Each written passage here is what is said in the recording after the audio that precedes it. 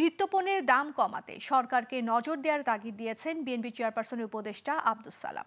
রোববার দুপুরে জাতীয় প্রেস ক্লাবে আয়োজিত এক আলোচনা সভায় তিনি কথা বলেন। আওয়ামী লীগের প্রেতাত্মারা আজ ইউনূস সরকারকে জ্যামে ফেলে দিয়েছে মন্তব্য করে আব্দুস সালাম বলেন, সে জ্যামে পড়ে অন্তর্বর্তী সরকার এখন ঘুরপাক খাচ্ছে। কোনটা আগে করবে কোনটা পরে করবে এখন পর্যন্ত এটাই ঠিক করতে পারছে না।